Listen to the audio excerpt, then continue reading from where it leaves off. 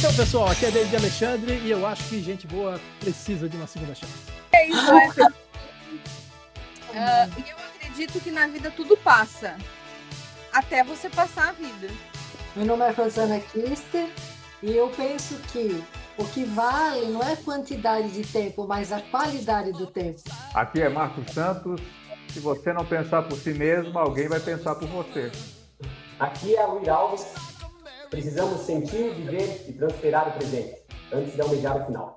Olá, aqui é Rosa Maria Cordeiro e eu penso que sempre que você quer uma mudança, você tem que tomar primeiro uma atitude e fazer um planejamento.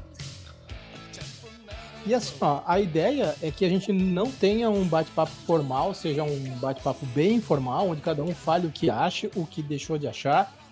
Quem é a primeira pessoa aí a se pronunciar a respeito do filme? Eu quero falar da vida daquele arquiteto. The most awesome force in the universe, the most powerful device ever created, is now in the hands of one man. Cool. You wanted a universal remote. That remote controls your universe. For me to do those documents, it's gonna take me months. And you better get started. Wow, I got a big headache. You do?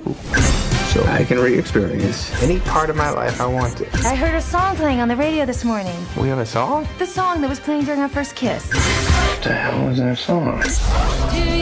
Oh my God. Get it. That's my boy. Linger was playing during our first juicy kiss. You look beautiful in that pink sweater. Honey, you remember what I was wearing? I love you. I love you too, honey. Yeah. Skipping the shower and skipping getting dressed. And looking sexy. I like that. Have you been drinking, Daddy? The remote. Making up. Click it. Is that my parents? They're making you. Get me out of here!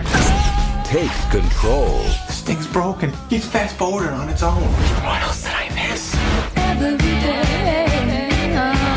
Adam Sandler. You look a little pale there, pal. Let me fix that. Don't get the Hulk angry. You won't like him when he's angry.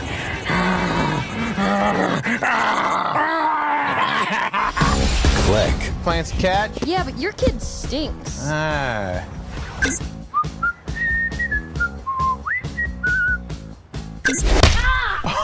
A regular Derek Jeter right there.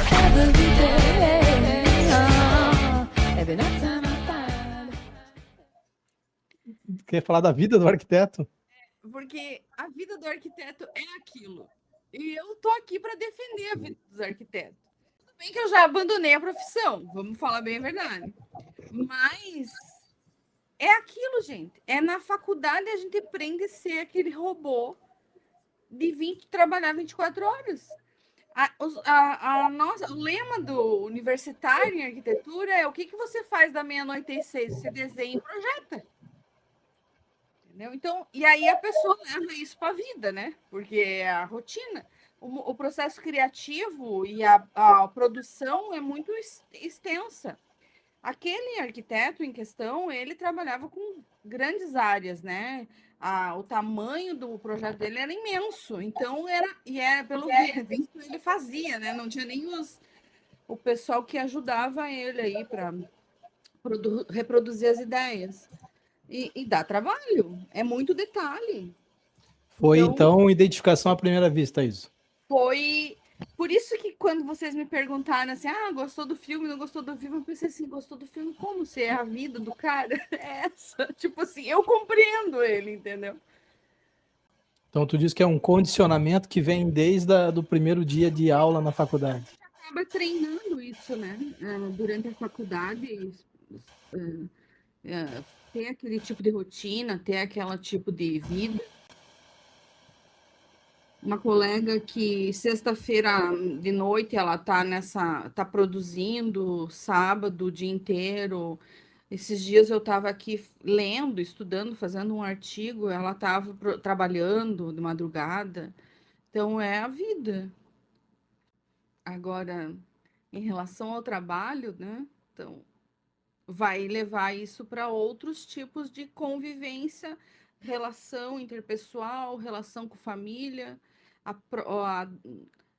própria ele com ele mesmo, né? Não conseguir se identificar, se enxergar.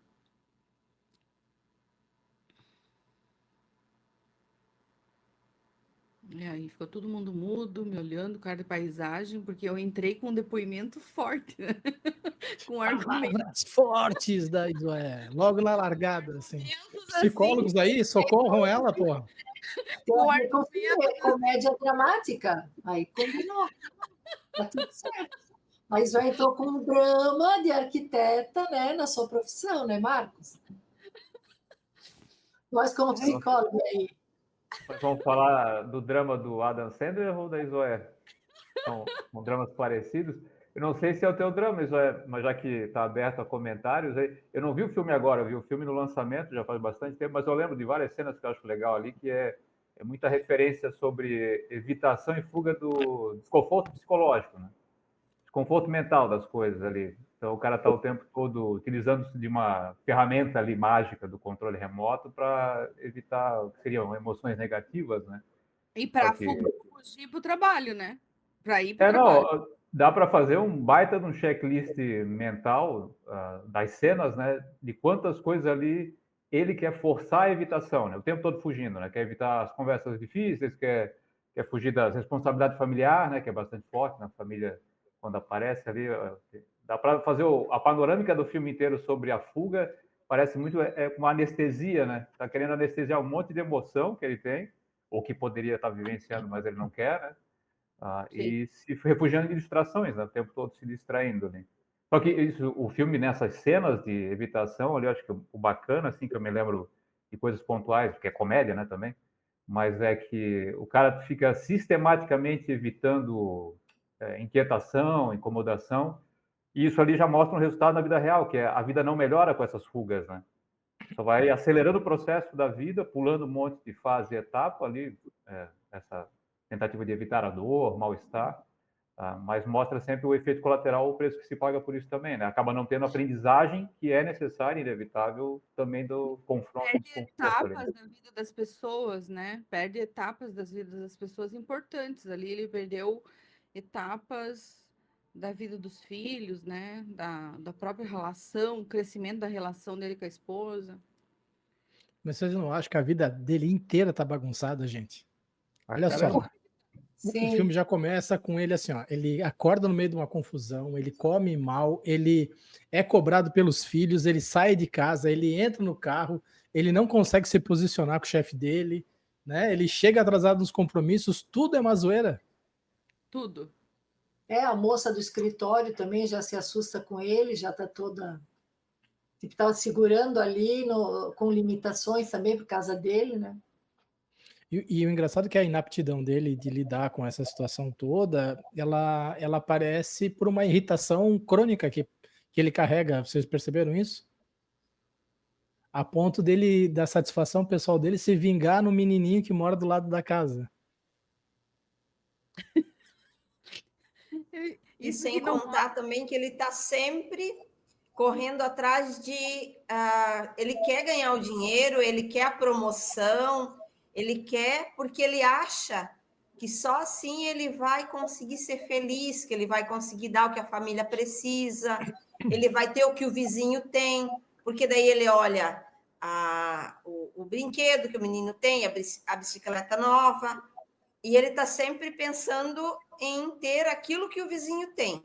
É aquela história da grama do vizinho que é mais verde, né? Então, ele é uma corrida que ele faz... atrás do dinheiro e da promoção para conseguir alguma coisa que... ele tem tudo ali, ele tem a família, ele tem a esposa, ele tem o trabalho, mas ele não consegue enxergar as coisas boas que ele tem, ele busca uma outra coisa. Ele está buscando algo... Está sempre jogando algo para o futuro, né? Isso, exatamente. Ele também vincula ali... Ele vincula ali a questão do dinheiro, né? Do sucesso com o dinheiro, né? Então, se vocês lembrarem daquele recorte lá do trailer, né? Que ele tá ali brincando com os amiguinhos e Daí ele convida os amiguinhos para ir no trailer dele, mas o outro amigo tem TV no trailer, o outro amigo.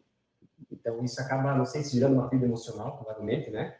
Ou uma cicatriz que seja, que isso ele corre todo o filme atrás da promoção, atrás do capital, atrás do financeiro, né? E acaba esquecendo, né, de priorizar a família, esquecendo do que ele já tinha. Então isso me deixou bem taco no filme, né? Esse foco na questão material em si, né? Dessa satisfação dele. Tem uma outra cena legal, da cena das bicicletas, né? Que ele compra as bicicletas para as filhas ali, e para os filhos, né? E daí ele tem que devolver as bicicletas, né? Acho que é ali que começa a dar o loop dele querer adiantar, né? Esse processo de pular as cenas, né? Então é bem interessante. O que também a gente pode ver na saúde mental, né? Ele se viu gordo, obeso, assim, então toda a coisa do estresse que ele passou, do não cuidado dele mesmo, né? Então ele perdeu a esposa já estava com outra pessoa, e o resultado disso tudo, ele se viu no futuro obeso, gordo, caindo, morrendo, né? Então é bem interessante isso aí, o resultado ali do acúmulo da luta e fuga que ele tinha. É dele mesmo, de ter só o foco no dinheiro e nos negócios, e a parte ali afetiva, emocional ali da família, com os filhos, não existia. E no final ele se viu, foi o saldo dele, né? Além de tudo, ainda a saúde física e mental dele também afetou. Então, é bem interessante. Tem uma compulsão alimentar que ele apresenta ali já desde o início, né? Tá sempre com um negocinho comendo ansiedade, até chegar no final. Alto, do estresse, né? Todo o acúmulo de efeitos, né? A causa e o efeito aí que ele não foi percebendo, por causa que quando ele queria colocar para frente, né? O corpo dele não estava entendendo isso, estava na dinâmica do envelhecimento, né? Não ia ficar eu queria fazer um breve parêntese aqui, porque vocês trouxeram um monte de coisas que eu acho que suscita algumas reflexões interessantes aqui, né? Uma delas é a questão da relação com o dinheiro. Essa é uma delas para a gente colocar, né? Então, assim, vamos lá. O que é uma relação saudável, né? Ou o que seria ali um desejo positivo de construir algo na vida, sem descambar para os erros que o nosso amigo Michael Newman comete ali ao longo do filme. Então, assim, a relação com o dinheiro ali é a falta da autoconsciente mesmo, da conscientização do tempo. Porque, na realidade, se ele conseguisse gestão de tempo e conseguisse se organizar, ele ia ter a mesma coisa. O que ele entrou foi num loop, né? Ele foi numa retroalimentação do dinheiro só, e das coisas que ele queria ter. Então, se ele conseguisse organizar o tempo dele, o tempo de qualidade que a gente fala, né? Não o tempo de aquela coisa de curtir as crianças, curtir a família, saúde mental também dele ia desenvolver. Então, a coisa do dinheiro é o tempo, é a organização, é a gestão de tempo. Isso também, e uma outra coisa que chama atenção é que o próprio controle dele, né? Porque teve uma cena que os Odóios, né, que eram os vizinhos ali, sempre jogando bem materiais, e tinha até um cachorrinho ali, bem interessante aquela cena. Cachorro robô, né? Cachorro robô, né? E eles tinham um cachorro, né? Um cachorro normal, digamos assim, né? Então, essa questão dele priorizar, né? Dele ter esse controle dele emocional, né? Para ele realmente não se deixar levar por isso. Isso ficou nítido que ele queria aquilo ali. Ele queria ter aquele trailer com a TV, ele queria ter isso. Então, ele deixou de lado mesmo a questão do que ele já tinha, né? Porque ele já era bem sucedido, ele já tinha família, ele já tinha uma casa, né? Então, ele não correu atrás das contas no filme. Muito pelo contrário, ele estava correndo sempre atrás de algo mais, né? Atrás de algo mais. Tem uma diferença cultural muito forte, porque, afinal de contas, aquilo é uma metáfora, né, sobre o sentido, aquilo que você bota a tua atenção e a tua energia na conversa, né? E lá no filme é um outro contexto cultural, né? O contexto americano, onde, em tese, eles não enfrentam na mesma proporção, e aqui correndo o risco de cometer erros assim dramáticos, né? Porque o brasileiro parece que está sempre vendendo almoço para comprar janta, né? Não é pelo algo a mais que ele está lutando, não é pelo algo a mais que ele acorda cedo, pega o ônibus, vai até o trabalho, né? Enfim, parece que ele está, no caso dele, ele está indo pela ambição de ter um nível de reconhecimento. Só que aqui no Brasil, né, tentando dar uma tropicalizada nas questões, a gente tem... é um motivo de dar risada, né, Zoe? Mas é que o mundo inteiro não é igual. Então, quando Já você... vi um monte de banana, abacaxi. Foi mais ou menos isso que eu pensei, botar uma merengue. É que eu usei o termo da adaptação de automóveis para cá, né? Tropicalizar, né? E aí, tropicalizando a questão, aqui parece que a luta é diferente. A luta é para manter o trabalho, para continuar sendo relevante, para você não perder o trabalho, pelo menos para a grande maioria da maioria das pessoas, né? Porque até acho que uma coisa que é legal, daí eu vou puxar o Aloir para falar a respeito disso, que é a questão de como ele lida mal com aquilo e o quanto será que o brasileiro lida mal exatamente porque não tem uma segurança financeira para lidar com as intempéries. Ou porque ele está sempre brigando pela sobrevivência. Faz sentido comentar isso? Sim, faz sentido, né?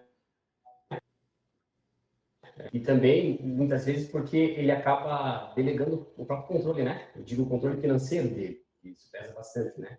Então, se você analisar, é mais fácil você não querer controlar as coisas, não querer fazer, por exemplo, um orçamento familiar, né? Não querer saber onde você está gastando o seu dinheiro, com medo do que você vai encontrar pela frente, dos números ali. Então, você vai se atropelando, né? Mês a mês, eu vivencio muito isso com alguns clientes e com algumas pessoas também, nessa gestão financeira mais específica, onde as pessoas elas têm medo, tem uma coisa básica, tá? Uma coisa básica do medo de você fazer um orçamento familiar. Vamos anotar. Você não vai gastar menos, você não vai cortar aquilo ali, vamos só marcar. Então, as pessoas elas se desviam do básico, né? E isso automaticamente, daí o que acontece? O teu vizinho ou o teu colega lá compra um carrão, né? Ou ele está organizado, então você acaba se espelhando nessa questão, né? E você pensa, poxa vida, por que eu não evoluo? Por que eu não cresço? Por que eu não estou melhor? Muitas vezes falta dar uns passinhos para trás, né? E começar a ter esse discernimento, esse controle, né? Então cabe a gente tomar essa reflexão, né? Nós estamos pelo menos o básico fazendo certo.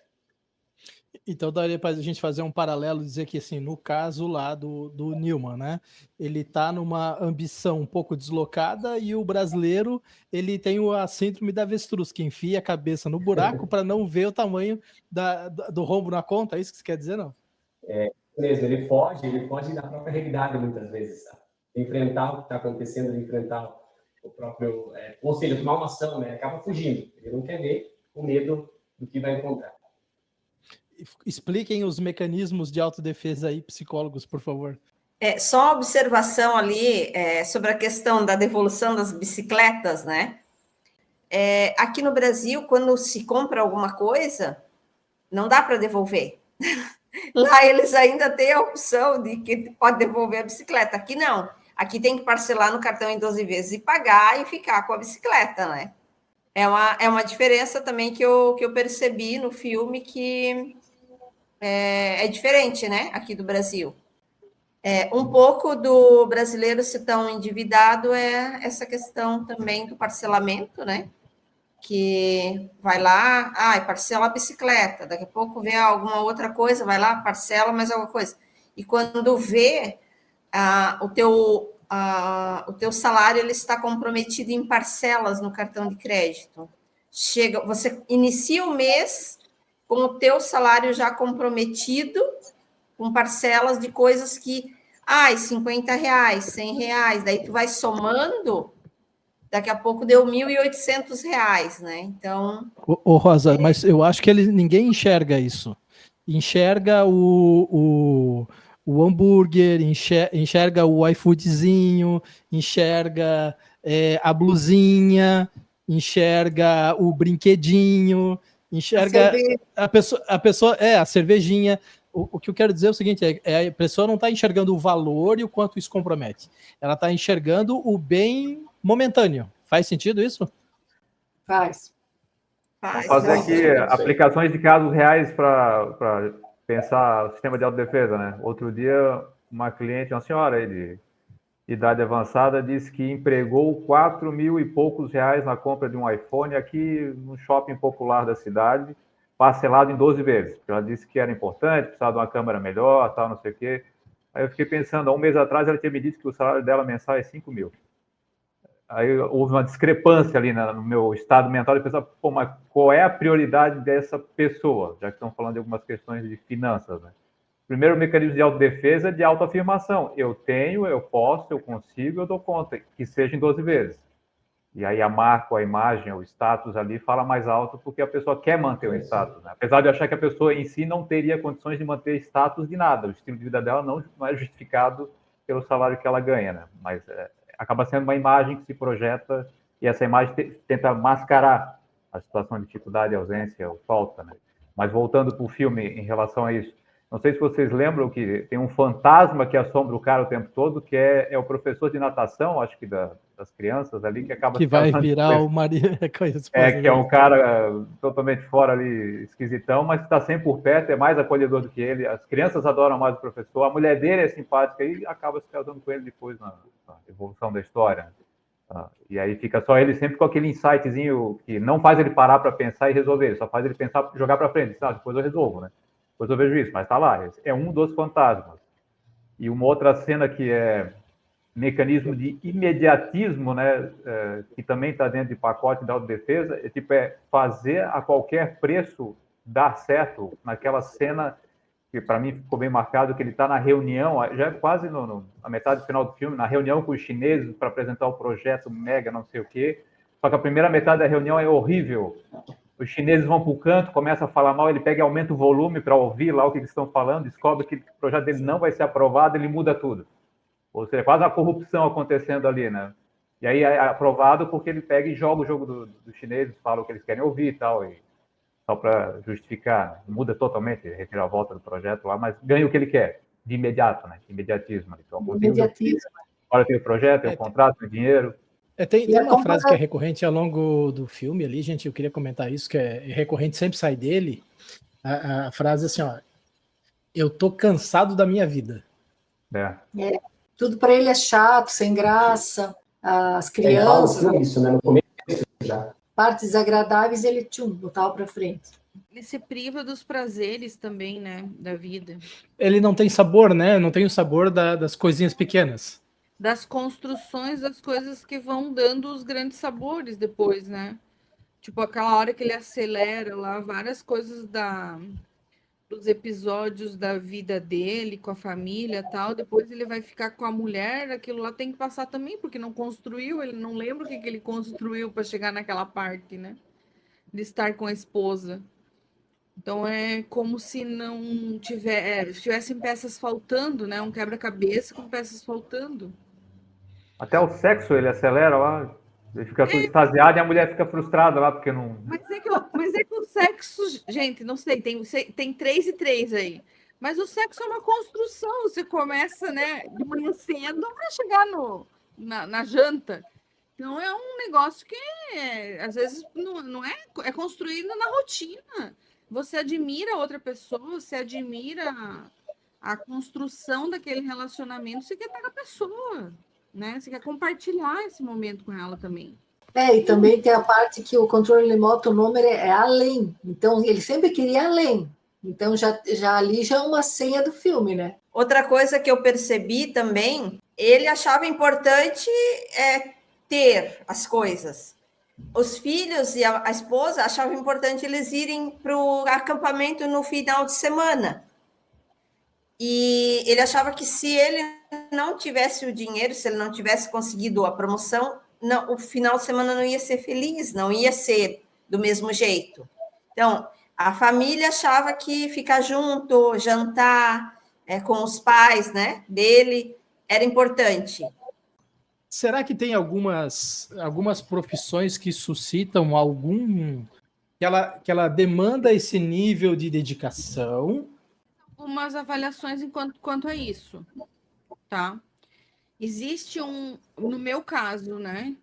O que eu percebi comigo, né? Porque pode ser que outros profissionais aí tenham uma vida bem mais tranquila e eu tô falando uma batatada. O arquiteto, ele é cobrado externamente. Não é só ele que tem que apresentar um bom resultado, ele é cobrado do cliente. A nossa qualificação da nossa mão de obra é muito baixa, ou zero, né?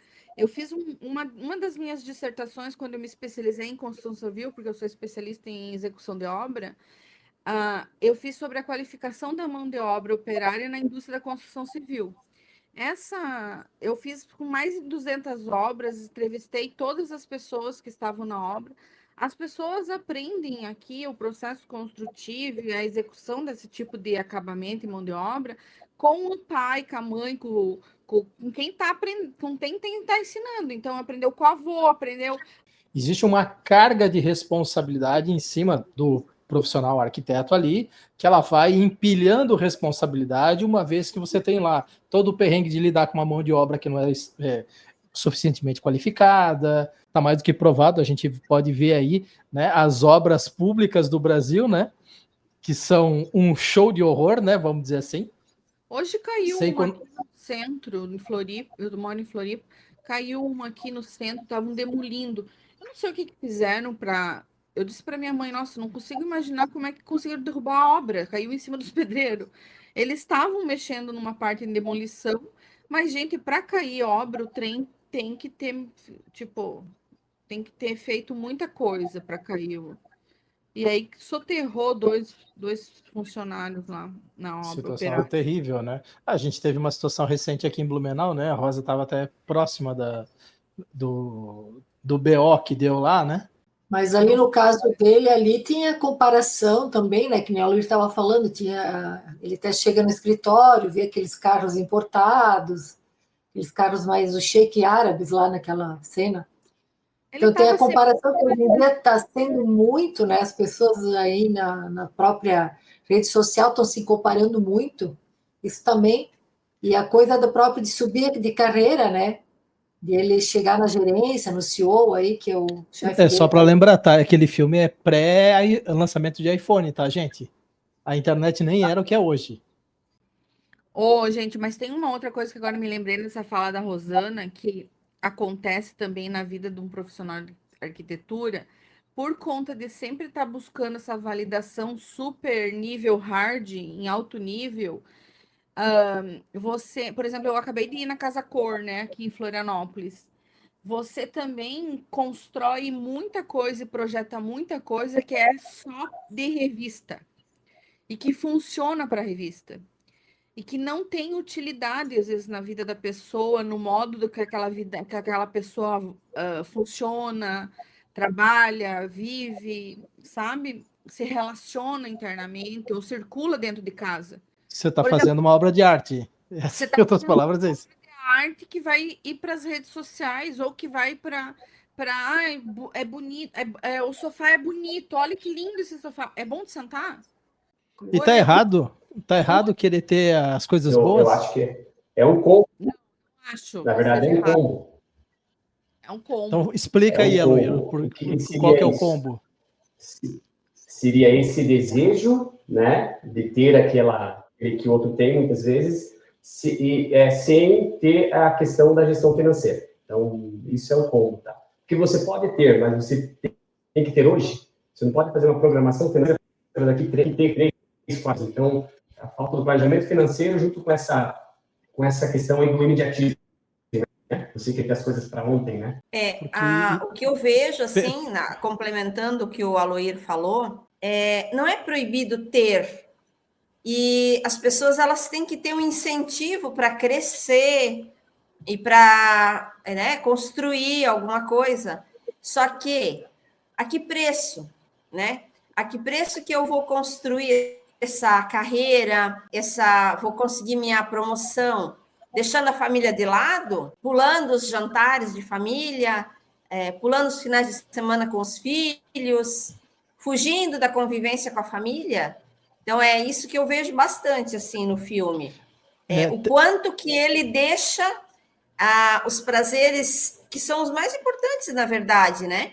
para correr atrás do dinheiro e da promoção e das coisas do trabalho. Tu tem que ter um objetivo, tu tem que ter ai, não, mas eu queria aquele carro, então eu vou trabalhar bastante para ter aquele carro, ou para comprar uma outra casa e tal, para deixar minha família mais confortável. Para isso, eu vou ter que abrir mão da convivência com a minha família, totalmente, todo final de semana, né? Tem que colocar isso na balança para que não pese só para um lado.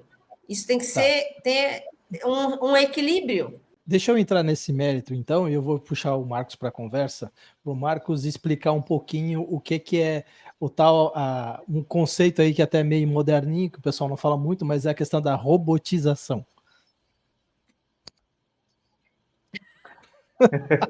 Jogar as buchas para mim, Não, tu tá aqui, eu preciso aproveitar isso. Então, eu vou fazer a ponte da robotização com as perguntas que tu estavas fazendo para voltar para o eixo ali, que é o norte da conversa, que é se existem empresas que levam para isso, ou levam a pessoa para uma condição daquela que ele retrata no filme, ou se tem pessoas que são suscetíveis a entrar nessa, embarcar, que parece muitas vezes uma coisa que a gente vai chamar de cultural, né? O cultural, ele é um tipo de robotização, que vai nos programando, né? A gente pode entrar muito no modo automático, que é o do filme o tempo todo, entrar no modo automático, isso é uma robotização, e aceitar isso como a verdade, como um estilo de vida, né?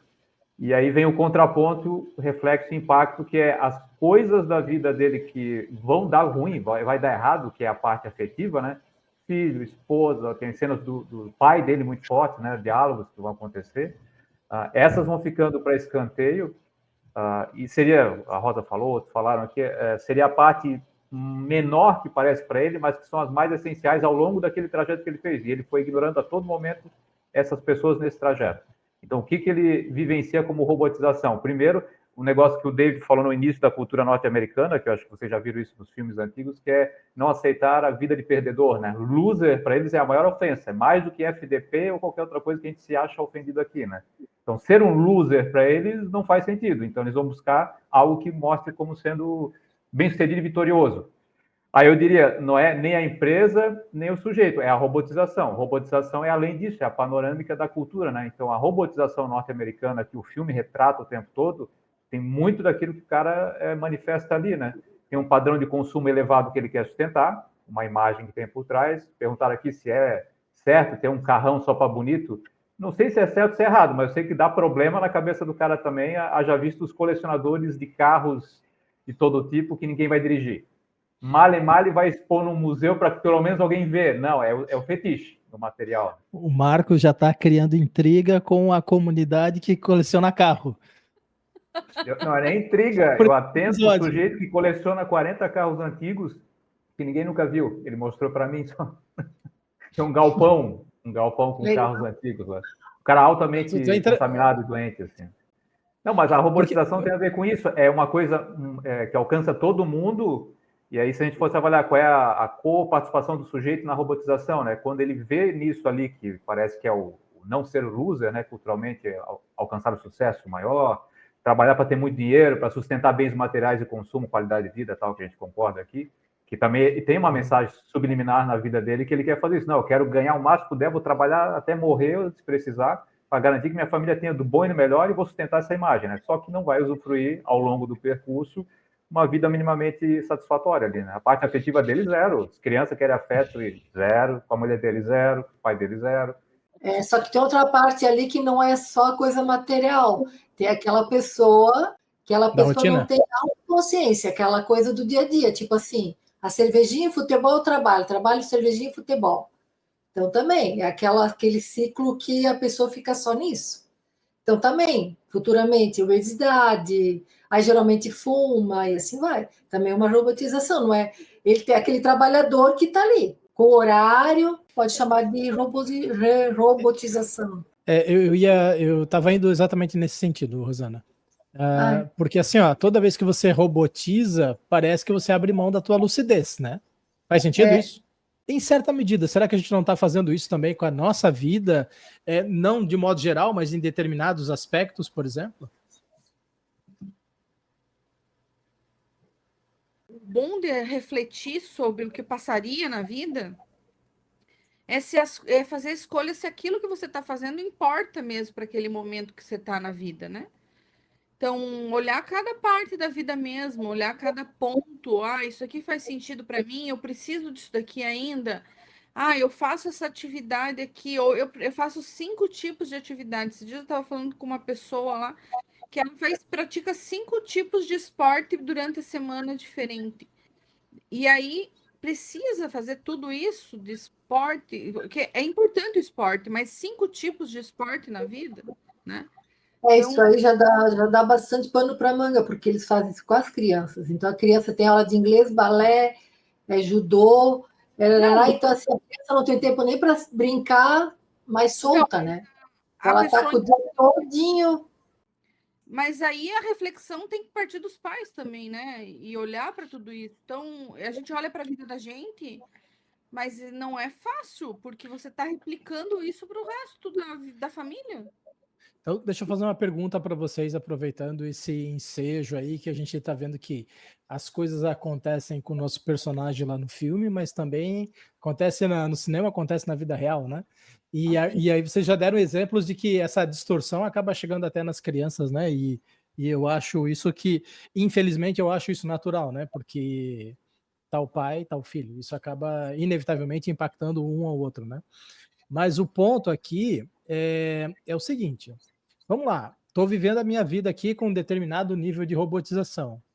Aonde que bate o semancol de que tem alguma coisa que está um pouco fora de ordem? É na hemorroida. Eu posso... Quando estoura... Fala aí, coisa comigo. Isso daí já está no físico, né? Mas antes é depressão, é burnout, é estafa. Qualquer variante física psicológica estourou, né? Em casa, a pessoa não tinha mais, ela não dormia, não tinha mais cognição para... Ela esquecia, ela apagou, simplesmente deu um apagão. Apagão, assim. Apagão, ficou assim, ó. Apagão. Apagou em que sentido? Desmaio ou não enxergava mais? Não, apagão de não. É como se tivesse tido um desmaio, mas não chegou a desmaiar. Então, assim, ela não lembrava mais se ela tinha ido, como ela tinha ido para o trabalho, o que ela tinha comido, nada, mais nada. Então, é o extremo, né? Então, significa que se estourar minha hemorroida ou eu apagar, é que a coisa está feia e eu preciso de ajuda, é isso que vocês querem dizer? Né? São os sintomas, né? Sintomas.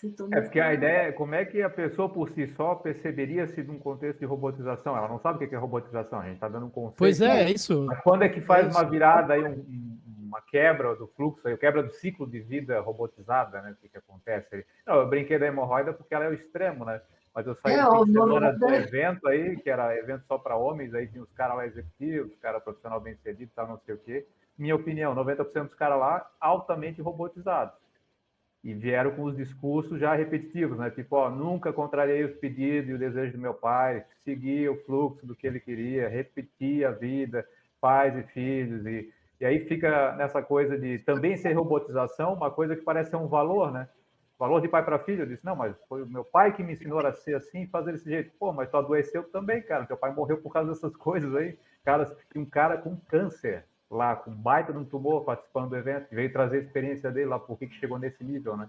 Um monte de aspectos do que a gente está falando aqui aparecendo na história do sujeito. Os padrões transgeracionais, né? Isso é bem comum. Sim. Eu queria trazer esse contexto que o David comentou, que me chamou a atenção também na questão do filme, né? Foi a questão da perda da conexão emocional com os filhos, né? Então, isso criou ali, acho que foi a lucidez para ele, foi o gatilho, né? Então, quando ele acelera lá o processo, e daí ele percebe que a mulher está com o instrutor de natação. Ali foi um ponto. Daí, um outro ponto importante também é quando ele tem aquele infarto. Quando ele nota que a filha, né, chama o padrasto de pai. Também foi algo que despertou... Esse já é o final do filme. Já é o final do filme, já, Luiz.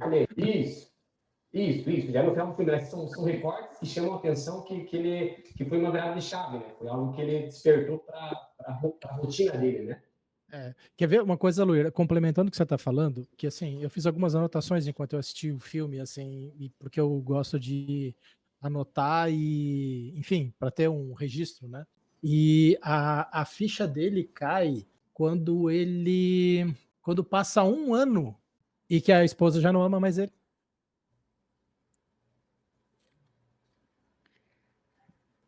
E aí, no cenário como esse, é interessante você notar que, às vezes, precisa dar o esbregue, vamos dizer assim, né?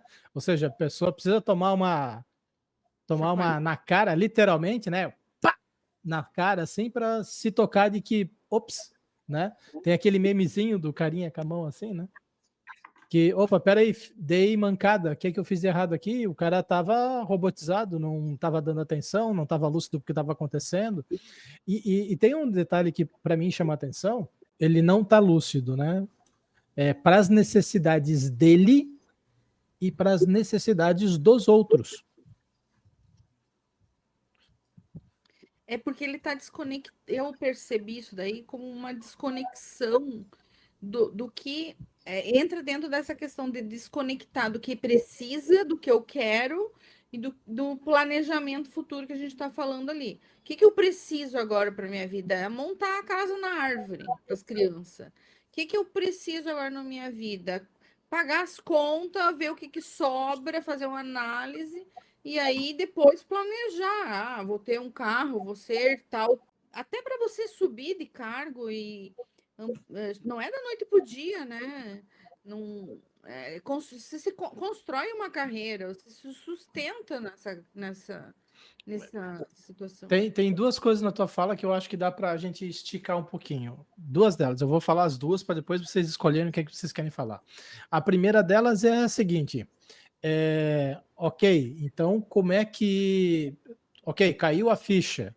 O que eu faço para sair dela? Como é que eu faço para me reconectar? Essa é a primeira questão. E a segunda não é o mesmo cenário, mas é um pouco diferente. Como é que a geração mais nova faz para lidar com a ansiedade de querer ser o CEO tendo entrado na semana passada na empresa? Aí eu já não sei, porque a gente aqui tá tudo na meia idade para frente. Mas será que não é esse pouco de experiência que a gente tem, que a gente pode levar? Tá certo que, assim, a gente pode aqui até ilustrar, descrever, falar, desenhar, compartilhando aquilo que foi a nossa experiência de vida, o que não quer dizer necessariamente que a gurizada mais jovem aí, a geração Z, que está se mostrando aí atualmente, que eles não são... que eles têm mais atitude, né, do que a gente viu aí, a questão do Nepal, tá vendo agora o México, essa história inteira acontecendo e tal. Isso que eu ia dizer, e só para fechar o raciocínio aqui, eles vão fazer o que eles querem. Essa é bem a verdade. Vão levar em consideração ou não vão levar, e tá tudo bem se não levarem. E também tá tudo bem se levar. Desde que o mundo é mundo, e aí eu vou dar aqui meus 25 centavos de opinião, né? O único jeito que o ser humano teve de sair da situação anterior para uma nova situação foi compartilhando informação entre as gerações. Seja de modo escrito, seja de modo falado, né? Atualmente, seja do modo rede social, blog. Aqui, em certa medida, é isso que a gente está se propondo a fazer. Então, jogo para vocês aí essas duas questões aí para a gente debater. Então, 2 cenários. Geração nova é a primeira coisa, e a segunda é como é que eu faço para me reconectar? O que a neurociência traz é que, bem uns anos atrás, era férias no final do ano. Hoje a geração está fazendo pequenas férias durante o ano. Então, isso é um método também da neurociência, que eu lembro que... Porque, assim, final do ano não está mais dando conta da pessoa se recuperar. Só que a exigência está grande, né? Então, o que foi depois do Covid? O que eu percebi? Eles pegam uma pessoa, pegaram o bonde de tá com dificuldades financeiras, quase fechando o comércio ou a indústria. Então uma fazia em 3, hoje faz uma pessoa faz o que 3 faziam. Então, isso também está sobrecarregando. Então a gente tem um motivo, mas a reconexão, onde é que a gente fica? Falando de um ponto, não é só as férias, é muitas coisas a mais, né? É a autoconsciência mesmo do dia a dia. É a atenção no corpo, é autocuidado e assim vai. É o mindfulness. Eu descobri que eu sou também. Eu vou colocar o que a Isoé colocou antes, colocar novamente, que assim, se você tiver o planejamento, eu acho que a tua vida vai fluir melhor, você vai ter já vai ter uma vida mais tranquila e não tão robotizada, e já vai ser mais fácil para você reconectar quando você estiver estressado. Para mim, tudo começa no planejamento. Hoje em dia, o que os médicos, o que eles falam é isso aí, é exercício físico, é esse planejamento mesmo, essa gestão do tempo, né? Eu descobri na fala da Rosana que eu me desloquei para os jovens. Porque eu sempre tirei férias, não só uma vez por ano, sempre tirei férias salpicada. Gente, Então, eu acho que eu gostei desse papo, que eu me descobri jovem. se descobriu jovem. Não, Deixa eu só comentar uma coisa sobre esse fenômeno. Não é um fenômeno da geração nova. Ela é uma liberalidade da lei trabalhista que agora permite fazer isso. Liberalidade, porque até então você não... A regra era clara, era 30 dias e acabou a conversa. Eu trabalhei muito tempo nesse regime, né? Eu, como fui autônomo, sempre me governei, né? No intervalo de uma obra ou outra, enquanto alguma coisa está sendo projetada, construída, você sai. Então, você volta quando está na corrida. Mas eu queria tentar responder a tua pergunta de outro modo também. Vai, fala. Mas fala. Não pode seguir. Eu acho que a gente tem que responder essa pergunta: como é que a gente se reconecta? E o que eu ia falar sobre essa reconexão, que é sobre essa questão de tornar-se autoconsciente, né? Diga-se passagem, é um dos títulos que a gente trabalhou, né? E que está aí disponível, né? Então, dentro disso, né? Quais seriam essas estratégias que a gente teria e que a gente pode compartilhar com quem está assistindo a gente ou está ouvindo a gente nesse momento, para botar isso em prática e mudar o cenário se a pessoa não está satisfeita, né?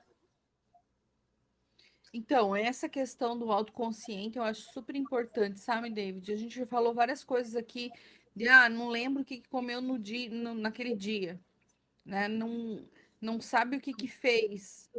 E aí, quando você tem uma vida profissional muito corrida, a tua agenda é muito cheia. Você entra numa reunião atrás da outra, você atende... Se a pessoa tem um processo de liderança, ela atende 20 pessoas naquele dia e aquilo passa de um modo que você chega em casa e você tá com a cabeça com um balão, né? E aí, realmente, você não tá afim de escutar problemas da casa, de que tenho que louça para lavar ou coisas do dia a dia que supostamente são menos importantes, né? Supostamente são menos importantes. E aí eu acho que entra essa questão da autoconsciência mesmo, de você se perceber fazendo as coisas, se perceber colocando as coisas na agenda. Uma coisa que eu acho muito legal de colocar na agenda, que a gente até fala pouco sobre isso, é a questão de juntar informações, coisas e reuniões que sejam mais ou menos alinhadas e dentro do mesmo tema. Então, por exemplo, eu vou fazer uma reunião hoje, eu vou marcar na minha terça-feira de manhã todas as reuniões vinculadas a tal situação. Por quê? Porque aí eu vou criar um bloco naquela manhã que eu estou no mesmo pensamento, no mesmo sentimento, estou envolvida no mesmo, gastando energia para o mesmo fim, né? Faz muito sentido. Enquanto eu vou colocar, por exemplo, na tarde, alguma coisa, ou depois do almoço, alguma coisa que demanda um outro tipo de energia, porque daí eu já não estou com a minha... Por exemplo, eu de manhã cedo preciso de coisas que a minha cabeça raciocine de um jeito. À tarde, a produção é outra. Se eu for trabalhar à noite, a minha cabeça é outra. Então, saber organizar a tua agenda para fazer esses blocos de atuação ajuda a aumentar a lucidez. Uma outra coisa que já me aconteceu também, de eu criar rotina do tipo assim, minha terça-feira é só para isso. Então, aquele dia eu vou tomar decisões só voltadas para aquela situação. Eu vou só um arquiteto, né? Eu vou só na marmoraria, eu vou só E aí você cria essa rotina. Todo mundo que trabalha com você, atua com você, vive com você, sabe? Não, hoje é terça-feira, ela foi na marmoraria, ela foi em tal situação, ela resolve esse tipo de coisa. Você cria um ambiente, uma ambiência na tua vida, na tua empresa, nos teus negócios, em que você está preparado para tomar aquelas decisões naquele dia, para enfrentar aquelas situações. Sim, eu achei legal você comentar isso, e funciona super bem para quem consegue controlar a própria agenda. Mas a gente tem uma grande maioria das pessoas que não controla a própria agenda, que depende, na verdade, é demandado pelos outros e ela não cria as próprias demandas. Faz sentido a gente pensar sobre isso? Mas aí você tem alguém que controla a tua agenda, mas você tem alguns acordos antes, né? Você diz, ó, na terça-feira eu quero fazer as minhas reuniões todas, ó, joga todas as minhas reuniões para a parte da tarde, né? Essas situações, às vezes, são controláveis. Pode acontecer. Sim. Para quem trabalha mais com gestão, sim. Para quem trabalha mais com operação, eu acho mais difícil, tá? Porque quebrou a máquina, vai lá arrumar a máquina. Chegou o projeto, tem que desenhar aquele projeto, não tem muito o que fazer. Mas ganhar lucidez do que você está fazendo e tomar as decisões que facilitem a tua vida, o teu modus operandi é importante. Porque senão você fica à mercê de alguém tomando a decisão por você. Daí nós entramos na parte da personalidade assertiva. Perfeito. E assim, só para a gente não descambar, eu queria dar também uma contribuição em relação a isso, que é uma atitude ou um hábito chamado meta-reflexão. Que é você pensar sobre a tua própria rotina. Aí você tem as estratégias, tem aquela estratégia do journaling que a gente coloca lá no conteúdo tornando-se autoconsciente, né? Mas aquilo é o quê? Aquilo é só uma muletinha para você pensar sobre aquilo que você vem fazendo ao longo do teu dia, escrevendo para trazer isso para tua tela mental, vamos dizer assim, né? Trazer para o teu momento presente e você se enxergar, né, como um espectador. Um espectador, observador, né? Observador de si mesmo, né? Então, isso é a meta-reflexão, né? E se a gente quiser citar alguma coisa para parecer espirituoso, a gente pode falar aqui de Santo Agostinho, né? Que tinha o hábito, né? Refletir sobre as coisas que tinha feito ao longo do dia, se ele tinha sido uma pessoa boa e assim por diante, né? Mas é uma técnica antiguíssima que agora a gente adapta ela para o momento presente, mas sempre com esse foco, né? E aqui eu acho que eu tenho um macete, uma dica, um hackzinho, que se alguém estiver acompanhando a gente, possivelmente pode utilizar. Que quanto mais você pensa sobre aquilo que você faz, menos robotizado você fica. É imediatamente proporcional ao esforço. Isso é verdade. Faz sentido, gente, falar aí sobre isso? Quanto mais você pensa sobre... lentamente essa mesma frase.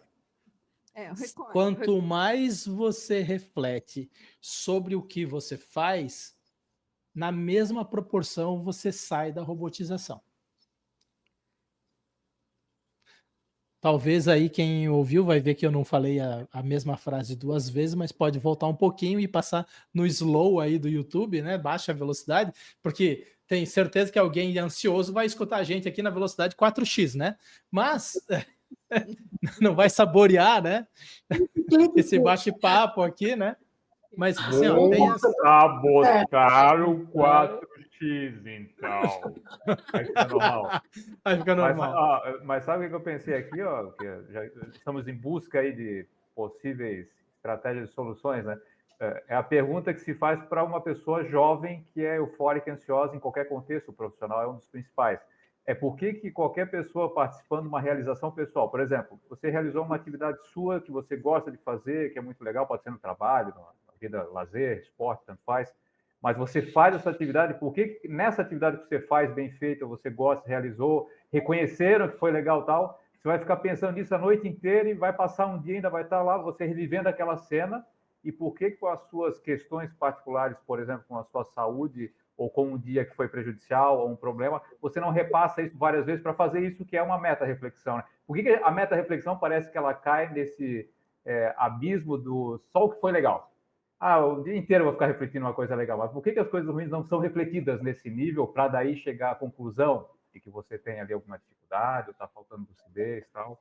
Mas a meta-reflexão, para mim, também ela seria uma necessidade a ser desenvolvida, aprendida, replicada culturalmente. E o exercício do Agostinho é isso aí. Por que eu não faço no final do meu dia, de um hábito no final do meu dia, que é reviver por mais que me doa? Porque o filme, voltando ao filme, retrata que ele não quer viver nada daquilo, ele quer pular a cena, ele quer avançar e tentar achar sempre a resposta melhor ali, né? E tem outro ponto do filme que é a atenção plena, que é o Mindfulness, né? Que fazer ali, porque ele está no futuro, além, então ele está sempre no futuro. Então ali ele também não conseguia ficar ali no momento presente para nada. A qualidade dele ali era péssima, porque ele estava sempre além, e o aparelhinho ali, o nome geral é coincidência, né? Que é além. Então isso também. É o gerenciamento das crenças dele, que então as crenças dele de ele competição, de comparação, isso também. Mas é a reflexão da metapensinidade, né? Meta-reflexão, né? O que é metapensinidade, a gente vai ter que explicar para as pessoas o que é pensene, e aí vai ficar um pouco mais complicado. Não, mas metapensinidade é a qualidade do momento mesmo. Do pensamento, do sentimento e da energia que a pessoa está tendo exatamente naquele momento.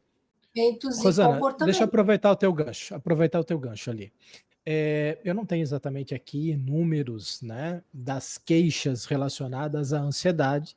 Vamos dizer que boa parte da nova geração que está chegando, ela sofre muito. E eu acho legal você trazer isso, porque o nosso personagem lá do Clique, ele está sempre ele sempre está com a atenção dele lá na frente, no futuro e assim por diante, né? Então, em outras palavras, se a minha cabeça está no futuro, eu não estou vivendo o presente. Se a minha cabeça está no futuro, eu estou robotizado no presente. Se eu estou robotizado, eu não estou lúcido. Né? Eu acho legal fazer esses encadeamentos aí para o pessoal poder acompanhar o raciocínio e extrair daqui alguma coisa que seja prática para o dia a dia. Que essa geração, a nossa geração aprendeu isso, até se fala muito agora nessa questão da ansiedade no ambiente de trabalho, com os profissionais, que antigamente você chegava numa empresa ou no local da empresa, né, na área, numa região, num cargo, e você aprendia com o mais velho ia te passando as questões que ele tinha aprendido. Hoje, o jovem, ele já chega na empresa com o conhecimento que está disponível na internet, sabendo muita coisa, porque tem muita coisa disponível, e ele não necessariamente vai precisar aprender com o mais velho. Só que existem algumas questões do que se fala hoje dentro da segurança do trabalho, nos ambientes de trabalho, na vida, de que você aprender com a experiência, essa troca de experiência, mesmo que você saiba como cortar o caminho do que o idoso já está fazendo, ou a pessoa mais experiente está fazendo, você aprender com ele essas manhas. Alguns cortes de caminho, a diminuição da aceleração das coisas, né, dos processos, de modo geral. Aquilo que hoje você sabe na teoria, ele faz na prática. E isso dá uma leveza para a gente, por exemplo. Hoje, acho que se eu voltasse hoje para a arquitetura, né, eu ia trabalhar muito diferente em muitas situações.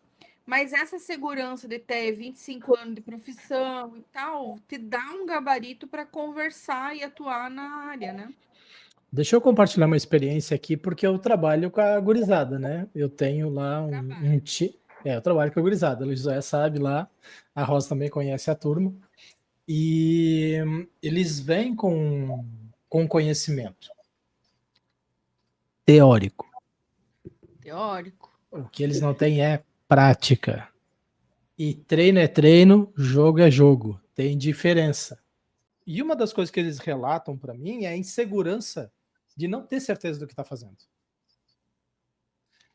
A experiência prática, ela te traz a segurança de estar fazendo as coisas com um determinado nível de proficiência ou com um determinado nível de segurança, porque você já fez muito.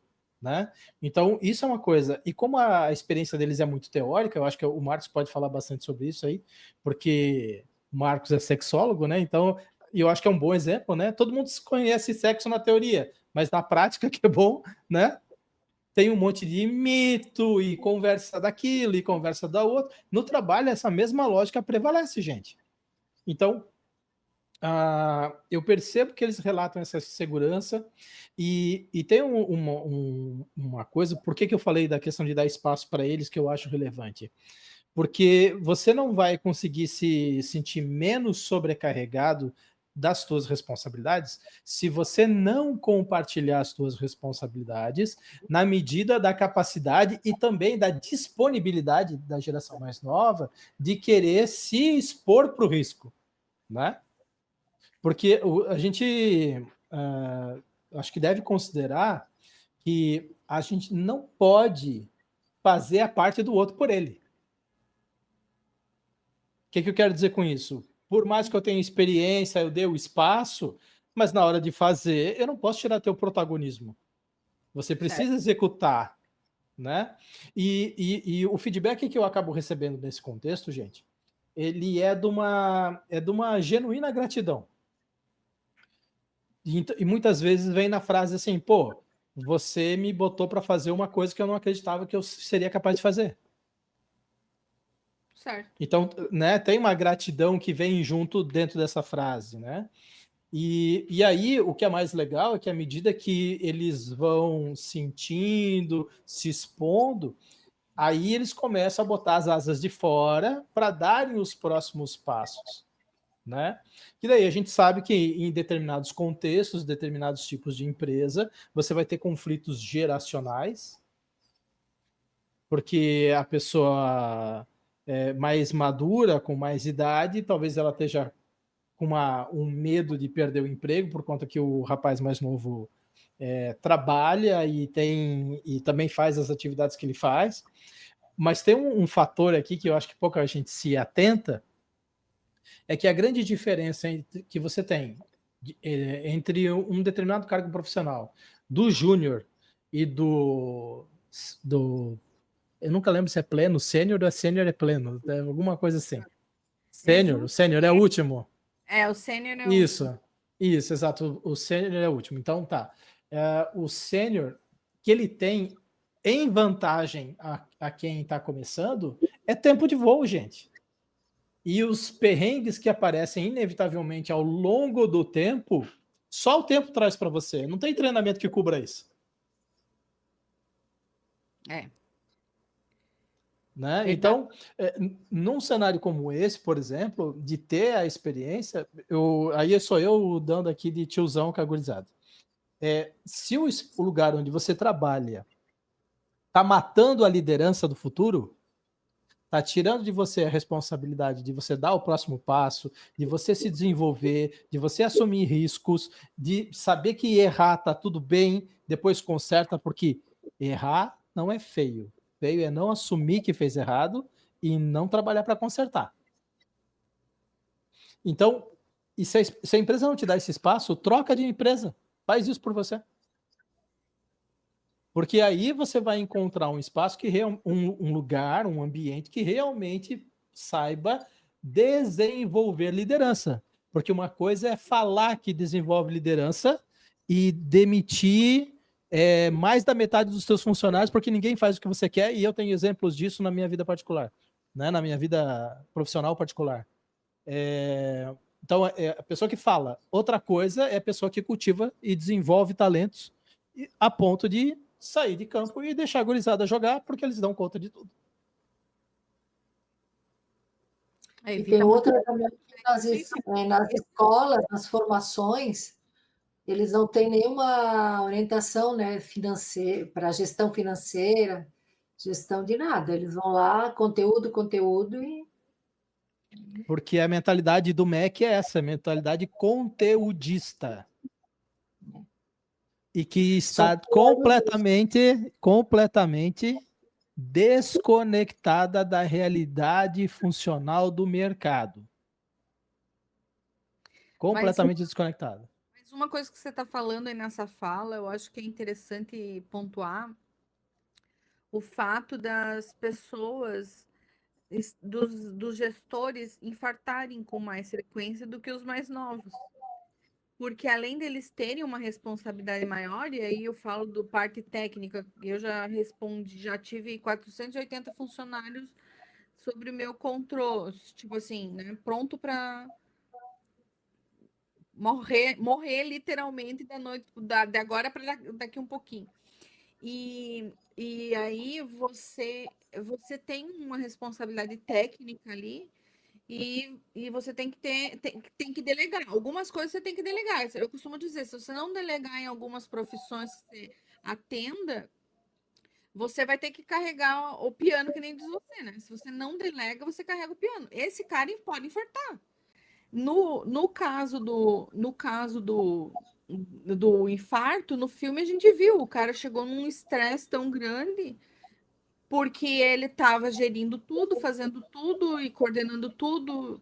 Por exemplo, a parte de projetos ele podia delegar, que é uma parte que dá para você revisar depois, né? E isso levou ele a um infarto.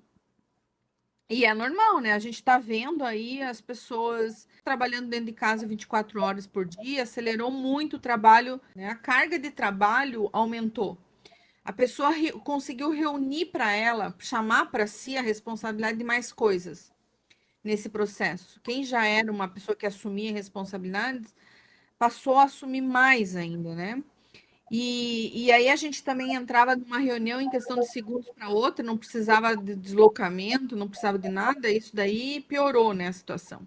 Então, E aí eu acho que você põe em cima da mesa um dos temas principais do nosso trabalho, que é tentar discutir essa questão da saúde mental, mas com um pé na realidade, não numa ficção de alguém que inventou o conceito de qualidade de vida e de bem-estar e que acha que é uma coisa e que, na verdade, e aí sou eu me posicionando aqui, as pessoas não são iguais. não. Todas elas têm potencial para serem as coisas, mas depende delas quererem ser. E tá errado a pessoa que acha que tem que botar a faca no peito da pessoa para ela tirar férias, ou que tem que botar a faca no peito para ela trabalhar. Entenderam esse ponto? O que eu quero dizer com isso? Eu acho que a gente tem que sair da simplicidade das regras e entender a complexidade da diversidade humana para entender que pessoas têm aptidões e capacidades diferentes. Terem isso para uma pessoa é super tranquilo e natural ela trabalhar 10, 12 horas, 14, para ela tá tudo bem. Tá sim de empreendedor que faz isso, Certo? Não acho né? errado. E tá super motivado e tá fazendo, tá amarradão e sabe que tem hora de plantar e que sabe que tem hora de colher. Mas do outro lado, tem gente que não tem essa capacidade e também não tem essa ambição, e tá tudo bem não ter essa ambição, porque, de modo geral, o que a gente vê é muito programinha de autoajuda que tenta estabelecer padrões disfuncionais para a variedade humana. Você nunca vai ter nada 100% personalizado, você vai ter coisas que vão ao encontro das necessidades de um determinado grupo, de uma determinada pessoa, de um determinado contexto, né? Daí a questão de ter essa sensibilidade, e aí a IA não faz isso, tá, gente? De ter a sensibilidade de entender as necessidades dos contextos. E eu não sou psicólogo, aqui, os psicólogos aqui são a Rosana e o Marcos, né? Tá cheio de frase de impacto de psicólogo. É que eu treinei para isso, mas não me informei. Eu fugindo do curso. Então, assim, as duas asinhas, né? Que seria a empatia e a comunicação, a assertividade com a pessoa. Mas ali que tu falou foi bem sério, porque tem a parte de ela ter essa abertura para isso, e ver as necessidades emocionais dela, até intelectuais, até o que ela almeja para o futuro. Então, assim, tem muito líder que é centralizador, centraliza nele mesmo, e tu é assim, tipo, roubador de talento que a gente fala, né? O nosso amigo Fábio Marques tem uma expressão, né? Que é a liderança bonsai. Ele só é líder porque ele está podando todo mundo. Boa. E é legal a gente pensar nisso aí para a gente refletir um pouquinho sobre como que a gente está tocando isso na nossa vida particular, como a gente está tocando isso dentro da empresa, né? Para a gente não ter só mais um discurso, ser alguma coisa que realmente funcione, né?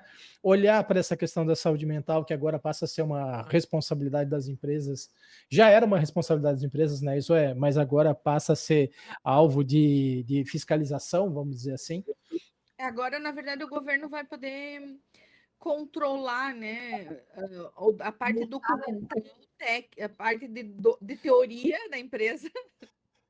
Vamos ser honestos, né, gente? Eles estão tirando da reta e jogando a responsabilidade para o empresariado mais uma vez, né? Na verdade, estão tirando. Tem várias situações aí escalonadas, né? Mas eles estão colocando na parte da teoria da empresa, de que ela é uma gestora de qualidade, né, profissional e de vidas ali, para a questão de. Eu acredito que vai chegar num ponto de compatibilizar com os afastamentos do INSS, né? Existem empresas, gente, que são mais de 17 mil funcionários afastados. Não são poucas, porque quando você tem uma empresa que tem 5 mil funcionários, ela já trabalha há 30 anos, ela já lesionou, às vezes, muita gente. Já fez, é uma máquina de causar doença. Então, são muitas situações que fogem o nosso escopo, assim, às vezes, das empresas com que a gente frequenta e convive, né? Às vezes a pessoa não está nem fazendo o que é o propósito de uma vida para ela, do que ela acha que é melhor para ela. E aí pensa o seguinte, às vezes a pessoa está lá trabalhando numa coisa que ela não gosta de fazer ou que não combina com a vida dela por muitos anos. Por exemplo, vou dizer eu de arquitetura. Eu gosto de ficar ostentando algumas coisas que a arquitetura faz com que eu tenha que ostentar ou que eu tenha que viver daquele jeito. Então, alguns valores, às vezes, não batem com os meus valores. Acaba que a profissão não está locada certo no meu propósito. Agora, eu, engenheira de segurança do trabalho, já cuido de vidas, já cuido do comportamento humano, já consigo analisar outras coisas que combinam comigo, com o meu modo de pensar. E aí você se realiza, né? Veja que às vezes tem muita gente que está nessa situação. Penso que também seja isso, a questão de dar mais problema de saúde mental e esses índices tão elevados, né? Mas aí, nessa questão de a pessoa estar alocada no lugar errado, vai dela de ela querer procurar outra coisa, dela querer se alocar aonde ela vai gostar do que ela está fazendo. Tem a questão tem a questão do comodismo também, né? Nesse caso, se a pessoa está há anos numa empresa ou num setor que ela não gosta, então ela aceitou e se acomodou ali e está ali. E ela não é feliz. Rosa, mas se o cara tá na robotização, o cara não se percebeu todos esses anos trabalhando nesse lugar. Não. Gente, eu vou falar uma coisa assim, ó. Eu já vi situações, eu experimentei situações. Quando eu trabalhei na indústria, né? Embora eu não tivesse cargos operacional, eu trabalhava com marketing, né? Era coordenador de marketing na época, mas eu vi pessoas que trabalhavam ao meu lado adoecerem por conta do estresse da produção e virem trabalhar sob medicação, e aí a pessoa estava tipo no brilho, literalmente no brilho, e ela não tinha esse nível de consciência, ela estava na base do remédio, ela não ia sair daquela condição. Porque assim, eu acho que é legal comentar sobre isso, é que o remédio não ensina comportamento. Ele dá uma aliviada nos sintomas físicos para a pessoa desenvolver resiliência se ela tiver acompanhamento psicoterápico. Se ela não tiver o acompanhamento psicoterápico, eu desconheço o medicamento capaz de ensinar resiliência para um ser humano. Trabalhando no efeito, não na causa.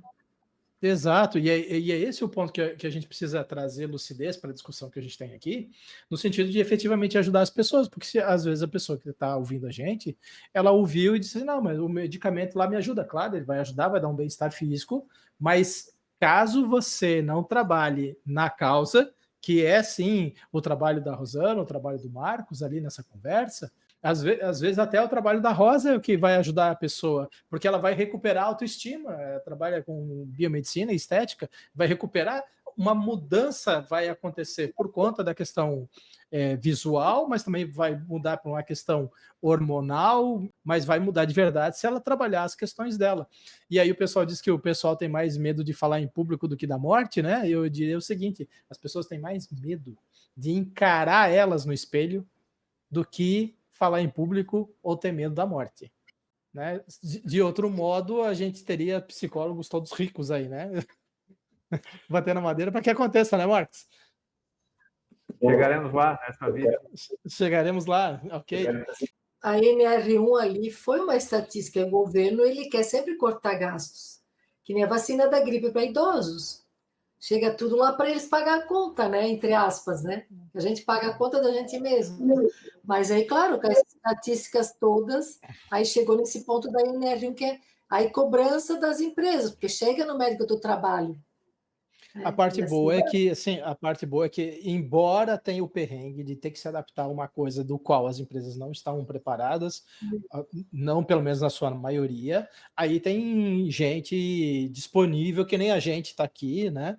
Disponível para ajudá-los a entender quais são os riscos psicossociais, quais são as necessidades psicossociais dos colaboradores, desenvolver programas de bem-estar, olhar para as necessidades do indivíduo que está já erguendo a mão e está saindo da robotização, que ele está dizendo assim, gostei desse papo de vocês, eu quero algo a mais, então tem lá o material dos nossos conteúdos que a pessoa pode consumir, participar da comunidade, preciso de um especialista porque eu quero dar um passo a mais e estou pronto para encarar um psicólogo e falar sobre minhas questões, então a gente ajuda eles a se aproximarem, né? E então, não era para fazer um merchan aqui, mas eu já estou comentando, porque para aqueles que querem e entendem que isso é não só uma responsabilidade, mas também é algo desejável, porque pessoas mais saudáveis vão entregar melhor o propósito da empresa, os indicadores e assim por diante, eu acho que faz sentido trocar uma ideia com a gente, conversar um pouco mais sobre isso e assim por diante. Então, assim, pessoal, a pergunta que eu faço é a seguinte: que mensagem fica do filme para vocês dentro desse contexto de saúde mental? O que é que dá para a gente extrair de lição lá de dentro para que a gente engrenar a marcha e fazer uma mudança brusca nessa nossa jornada aí, que se a gente não fizer nada por nós mesmos, a gente talvez vá ter o infarto que o Michael Newman teve lá no filme. Eu colocaria a frase assim: o que vale não é a quantidade de tempo, mas o tempo de qualidade.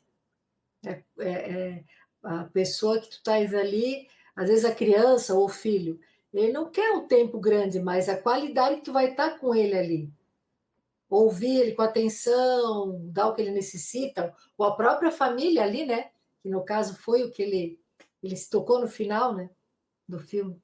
Sim. Tá. Uma frase que é bem interessante que eu queria resumir nós precisamos sentir, viver e transpirar o presente antes de almejar a final, né? Ou seja, a gente tem que... O filme é interessante a gente assistir todo ano, digamos assim, né? A gente fazer uma reflexão para ver realmente se nós estamos nesse robô, né, nesse automático,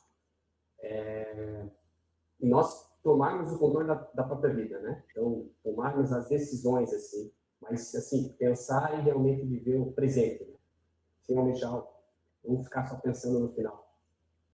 Eu tenho uma mensagem nobre para passar para os jovens.